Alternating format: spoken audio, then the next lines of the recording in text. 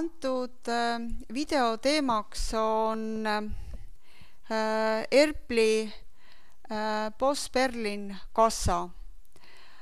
Kassa saab käivitada aadressilt app.erpli.com/live. Ta peaks olema antud arvutisse paigaldatud, seadistatud, kõik lisaseadmed installeeritud enne, kui teda saab kasutama hakata. Antud video teema on kassa kasutamine, mitte tema eelnev häälestamine. Ja kassasse sisse logides tuleb siis anda kas siis kliendikood või Erpli ID number, kasutajanimi ja salasõna. Et kui antakse salasõna valesti, siis programm kontrollib, annab hea teate ja võimaldab siis uuesti anda,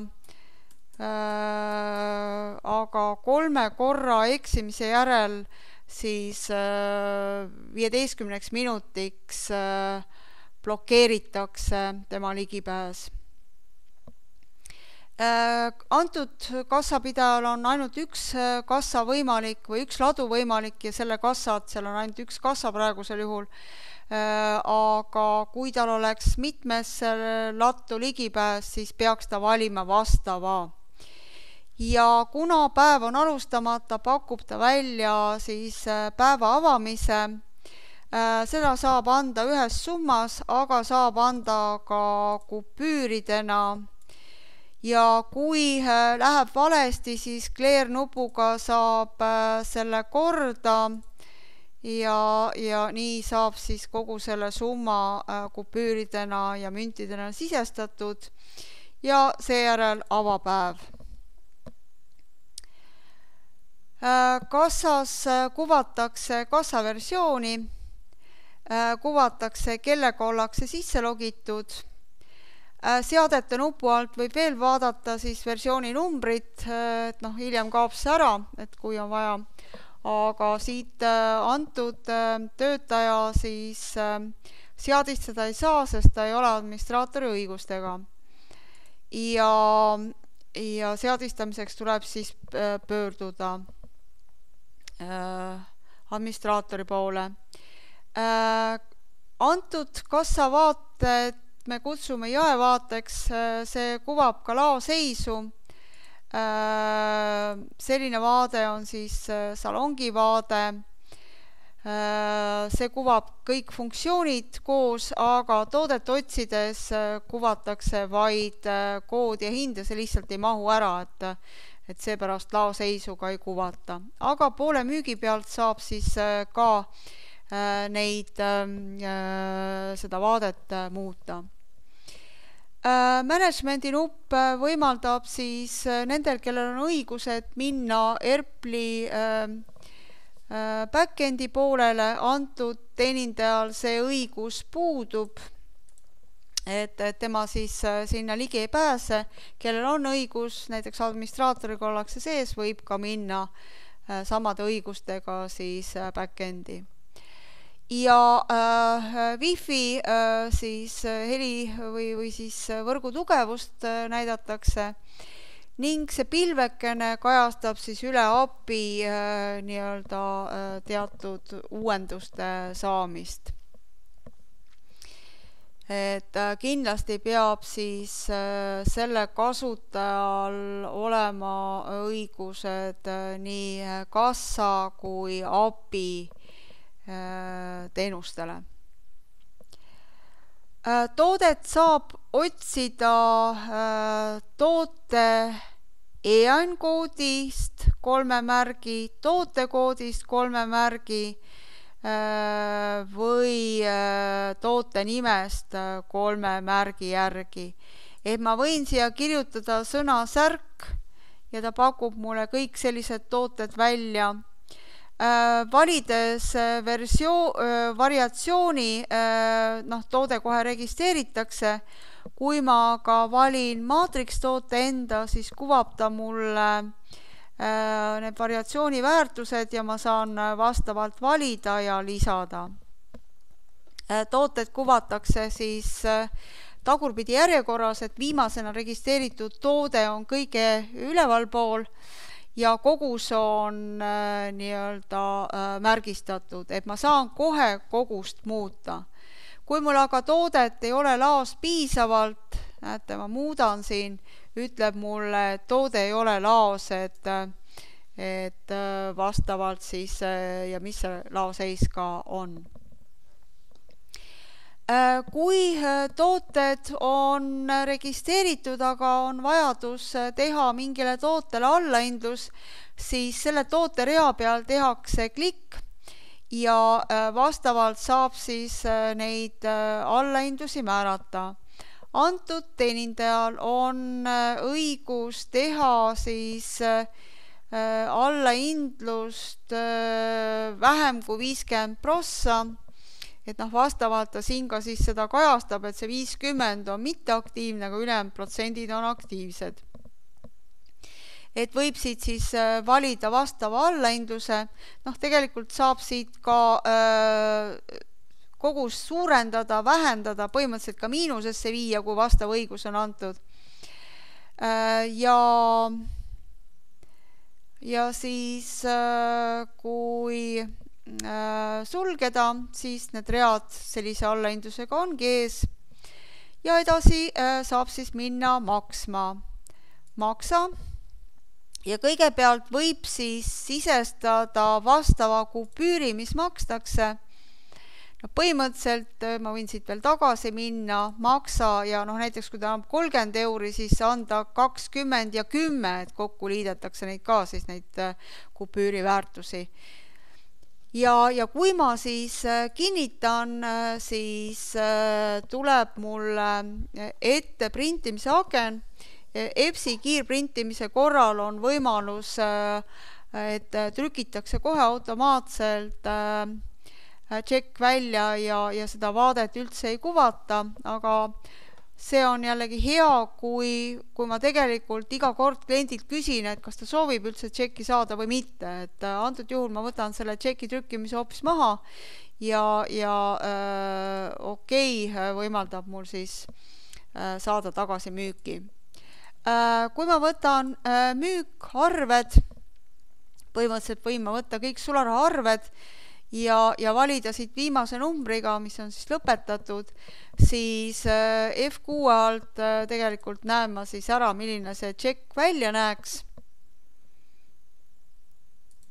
Antud tšekile kuvatakse firma nimi, kassa nimi, kassa alt, aadressis, esimesena kontrollitakse, kas kassa all on, kui kassa all ei ole, siis otsib ta lao alt, kui lao all ei ole, siis võtab firma üldise. Telefoninumber, mis on siis otseselt kassa all kirjeldatud, firma alt äriregistri ja käibemaksuregistri number, arvenumber, kuupäev, kellaaeg, ostja ja müüja, praegu on ta siin siis täisnimega, erihäälestuse puhul on võimalik siit ka ainult initsiaal saada perekonnanimest. Praegusel häälestusel trükitakse välja ka nii-öelda tootekood lisaks nimetusele. See on võimalik üldseadistustest maha häälestada, et tegelikult ainult toote nimi tuleb. On näha, kuidas on makstud ja Jalusesse tuleb täname teid ostu eest meeldiva kohtumiseni ehk ka neid tekste, mis Jalusesse tulevad, on võimalik muuta üldseadistuste alt. Ja kui nüüd peaks selle müügi tagastama, siis selleks tuleb anda tagastuse nupp, arvenumber, otsi.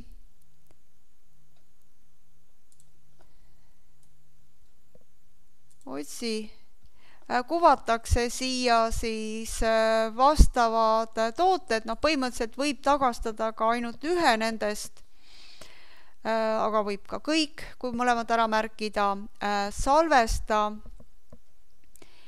jällegi maksa, aga siin programm juba teab, et sulas tuleb tagasi anda ja piisab, et lihtsalt see tehing kinnitada.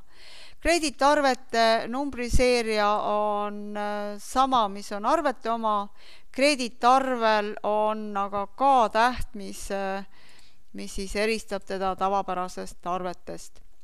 Alati on võimalik tagastada ka toodet mitte tšeki alusel, vaid registreerides antud toote, tehes sellel kliki ja viies selle koguse miinusesse, aga nüüd muidugi ega kassa ei tea müügi käigus rakendatud allahindlustest midagi, et vajadusel saab selle siis samamoodi käsitsi registreerida siin. Ja maksa ja nüüd siis on muidugi võimalik ise öelda, et millise makseviisiga, ega siin midagi muud ju teha polegi, kui põhimõtteliselt sulasse ise lõpetada ja kinnitada, et see on siis ilma tšekita ja samamoodi krediitarve ilma tšeki alusel tegemata. Antud tehingud oleme siis nüüd teinud sellele vaikimise kliendile, aga põhimõtteliselt on võimalik ka otsida andmebaasist üles konkreetset klienti ja talle müüa. Sellisel juhul, kui on valitud konkreetne klient, kes on andmebaasi registreeritud, on siin näha ka tema varasemad tehingud. Neid tehinguid võib siit detailsemalt vaadata. Meili, sõnumi saatmist, laekumisi, tema andmete redigeerimist ja sulgemine. Ja samamoodi on võimalik siis kliendikaardi alt info lahti võtta, et mõlemad kuvavad siis seda.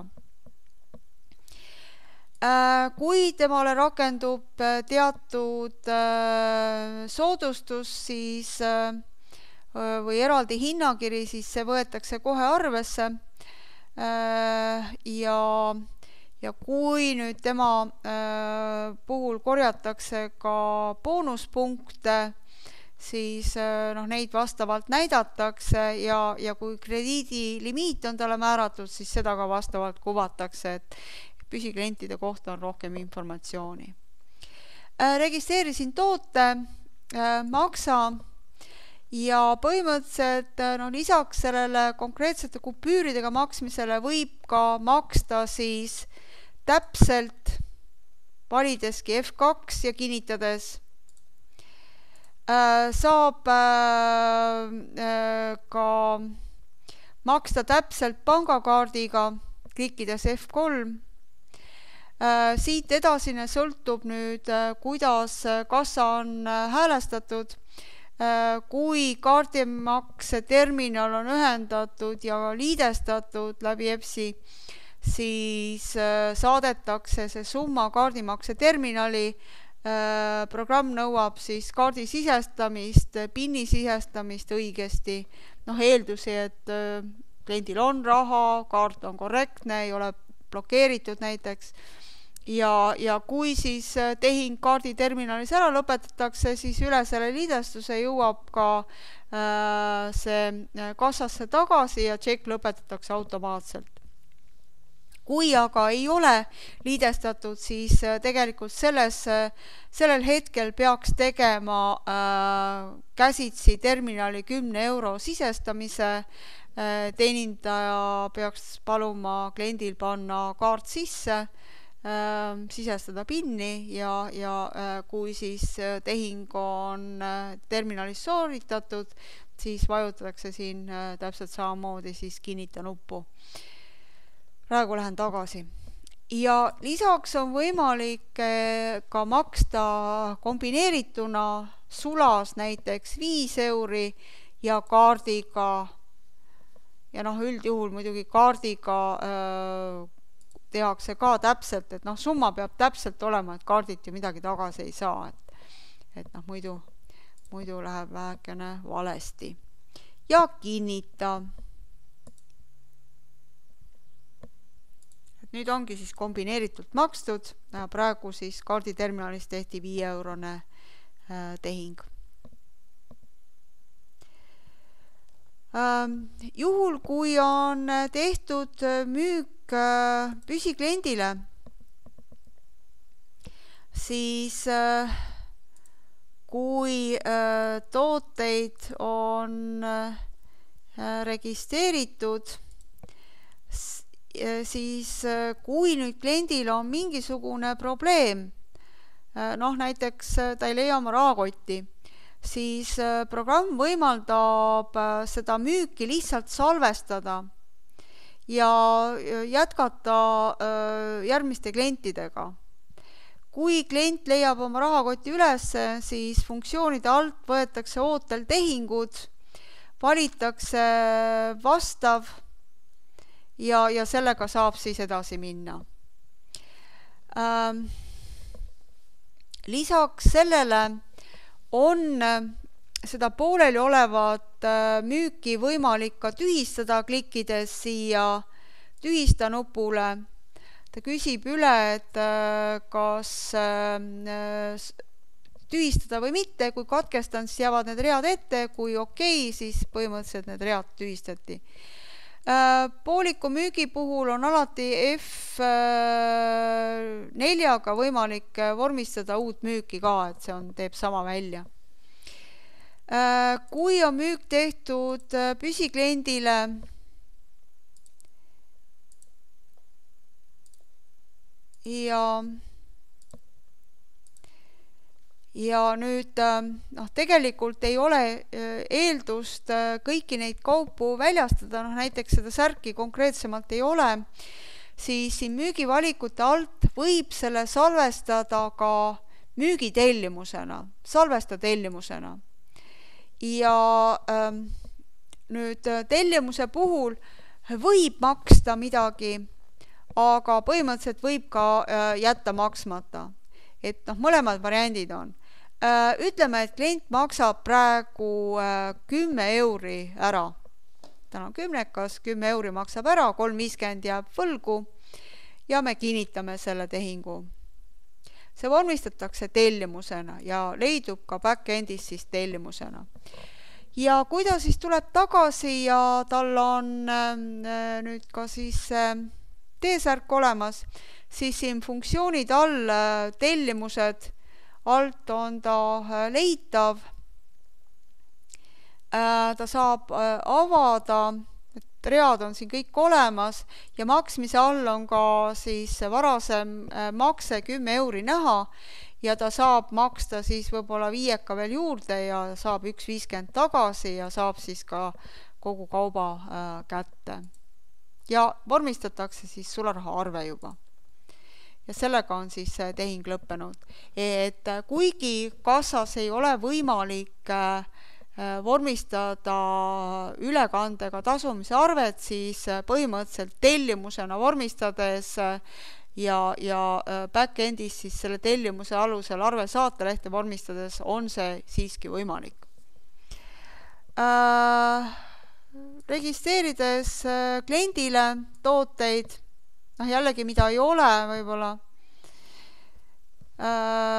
on siis võimalik siin müügivalikute alt salvestada see ettemaksu arvena ja siin on siis kohustus tasuda kas siis 10, 20, 25, 50 või 100%, nii kuidas siis reeglid ette näevad. Et ütleme, et ta maksab 50 ette, 50 pärast, salvestame ja programm küsibki siis selle 10 euro tasumist, kinnitan ja koostatakse arve, kui päris täpsemalt olla, siis ettemaksu arve, mis jõuabki siis back-endi ettemaksu arvena ja seda saab siis ka sealt arvete alt edasi käsitleda. Aga põhimõtteliselt, kui siis see kaup saabub kauplusesse, seda saab välja anda, siis siin funktsioonid ja ettemaksu arved alt saab ta siis leida, avada ja maksta siis ka kõik ülejäänu ära, et siia ta kuvabki ainult makstavat summat, maksab selle ka 10-kaga ära. Ja selle tulemusena vormistatakse siis sularahaarve ja antud ettemaksuarvest ongi siis sularahaarve saanud ja ettemaksuarve enam üleval ei ole. Et siit tellimuste alt siis enam ei ole sellist tellimust ega ei ole ka siin ettemaksuarvete all, kui nad on juba arveks tehtud. Siit müügivalikute alt saab ka registreerides tooteid, mitte tehes siit käsitsi allahindlust antud tootereale või erihindasid sisestades siit editiga sisse minnes ja siia mingisugust allahindlust sisestades vormistada, vaid siit müügivalikute alt on kogu tšekilt olev allahindlus võimalik sisestada. Ütleme, et see on 2 euri näiteks ja vastavalt programmi jagab siis selle ridade vahel ära, et saab praegu mõlemale reale 10% ja kokku summa siis 2 euri. Et nii nagu see allahindluse summa siis oli. Et nii saab kogu tšekilt korraga teha allahindluse. Lisaks on võimalik tšekile trükkida teatud märkus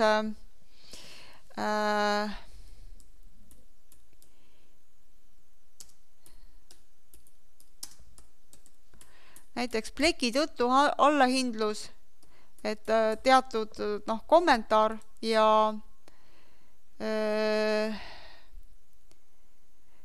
võib ka märkuse kirjutada endale.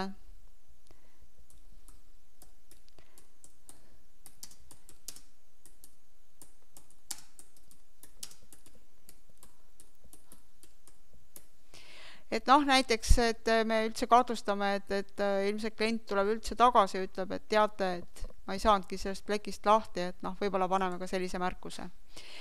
Ja klient maksab siis 20 eurosega ja kui nüüd see tšekk välja trükkida,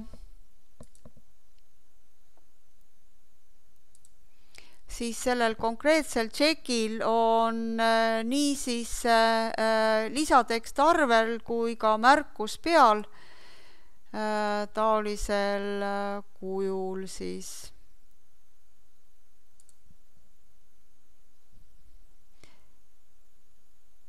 Et märkus tuleb, aga lisateksti siis tegelikult välja trükita.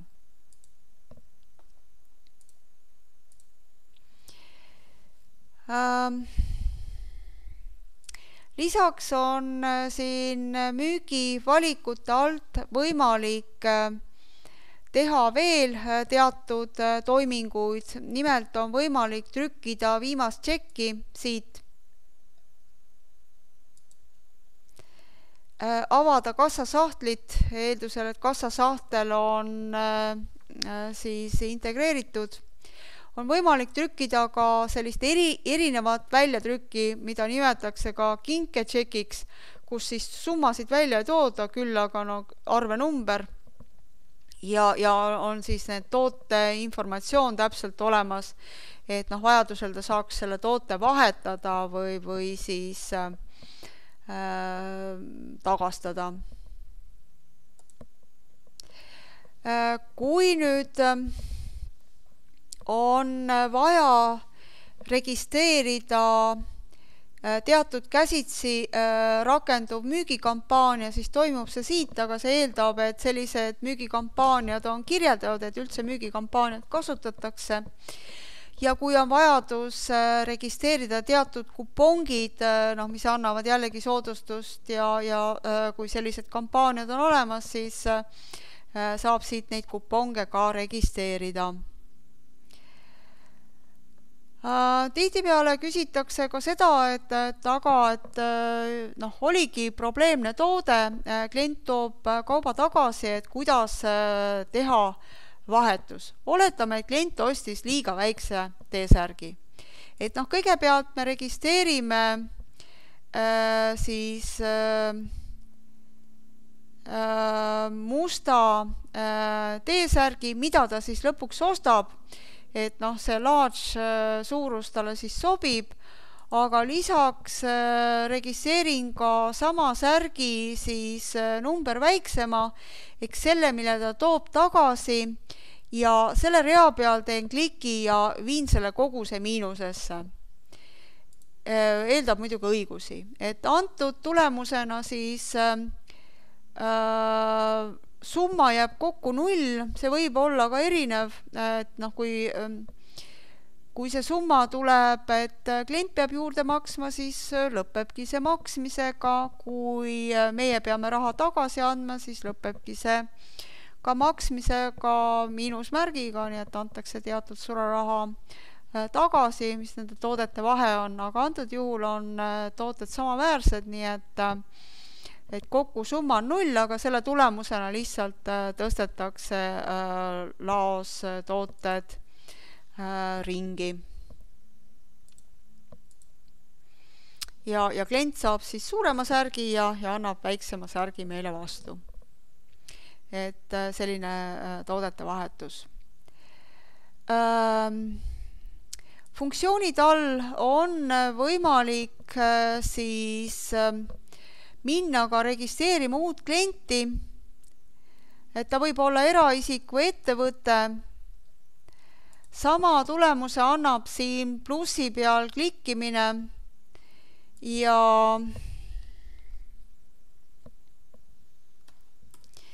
antakse eesnimi, perekonnanimi. Võimalik, et te kasutate teatud magnetribaga kliendikaarte, sellisel juhul tõmmatakse see kaart läbi lugeja ja saadakse siis kaardinumber. Antakse siis eelnevalt loodud kliendigrupp, kuhu see klient hakkab kuuluma. Võimalik, et läbi kliendigrupi rakendub talle siis ka teatud hinnakiri või siis teatud tootegruppidele teiste sõnadega allahindlus. Noh, tavaliselt võetakse ka mingisugune informatsioon tema e-posti, telefoninumbri või siis mobiili kohta, võib-olla ka aadress ja salvestatakse. Ja kohe proovib programm siis müüa ka sellele kliendile.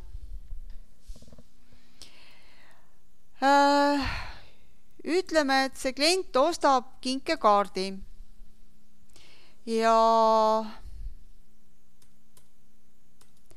kinkekaardil on teatud seerianumber, need võiksid olla juba trükitud nendele kinkekaartidele peale, aga kui ei ole, siis võib see põhimõtteliselt olla ka selle kuupäeva ja kellaaja kombinatsioon ja kui kassasid on palju selle konto all, siis ka veel mingi kassanumber, et noh, niimoodi teatud numbrites kokku leppides sellega siis kinkekaardile peale kandes saabki sellise unikaalse numbri.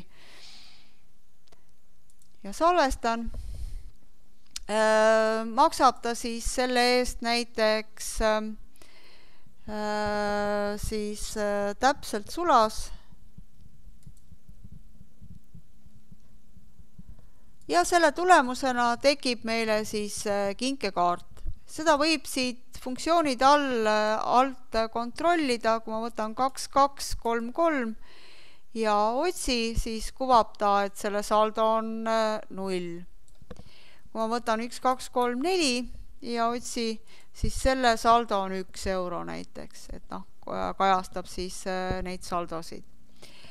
Ja seda kinkekaarti saab siis kasutada, registreerides toote, maksa alt, siis võib siit kinkekaardi alt registreerida siis kas tavalise kinkekaardi, sellisel juhul sellel mingit seeriat ei ole, noh, see on näiteks mingisugune kaubanduskeskuse üldine kinkekaart, millel on summa peal, võib-olla on sellel ka mingisugune seerianumber, näiteks kinkekaart. ja kinnitatakse ja ülejäänud siis makstakse siis millegi muuga. Aga põhimõtteliselt see võib olla ka seerianumbriga kinkekaart. Et nüüd rakendusid siis mõlemad kinkekaardid, et seerianumbriga kinkekaardide üle on siis täpsem arvestus muidugi ja ülejäänu osas maksab siis sularahaga näiteks täpselt. Kontrollides nüüd aga kinkekaardi kehtivust, näitab ta, et saldo on 0, kinkekaart on ära kasutatud. Funktsioonide all on võimalik ka hiljutiste tehingute alt minna näiteks mõnda tšekki trükkima, mis jäi eelnevalt välja trükkimata, klikkides printeri nupul. Funktsioonide all on veel võimalik võtta ladu ja hind all konkreetne toode ette avada ja siit on siis näha erinevates ladudes tema laoseis, et antud juhul on ta seal põhilaos miinuses, aga ega seal Soo tänava laos ka midagi ei ole, nii et antud juhul seda kinkekaarti lihtsalt saada ei ole ja muidu võiks ta siis lisada. Ja lisaks on siin siis võimalik ka tuua raha täiendavalt sisse või viia raha välja inkassatsiooni käigus. Antakse summa, antakse põhjus,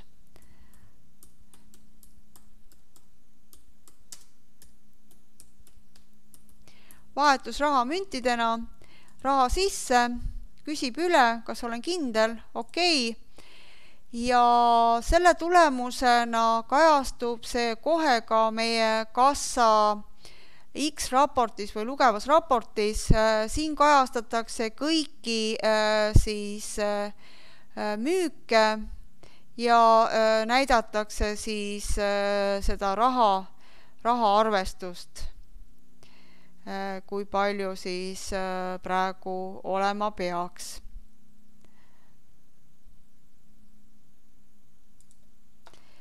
Edasi õhtul kõige viimase asjana tehakse sulgepäev. Ta kajastab siia arvestuslikku summat. Antud kassasahtlis olevad kupüürid loetakse siis üle ja sisestatakse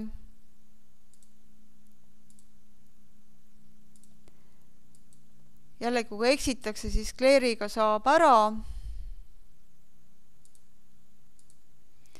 193,50. Edasi tuleb siis määrata, mis selle rahaga tehakse. Et kui see raha läheb nii-öelda osaliselt panka ja osaliselt jääb järgmise päeva vahetusrahaks, siis nii ka öeldakse. 93,50 jääb kassasse vahetusrahaks ja programm arvestab välja, et panka peaks siis sellisel juhul maksama 100 euri. Ja lõpeta päev, viimase kinnitamine, siis kuvab meile veel kord siis aruande nüüd juba koos raha lugemise tulemusega saab printida ja kui see on tehtud, siis logitakse juba kassast välja ja sellega ongi siis päev lõpetatud. Tänan tähelepanu eest.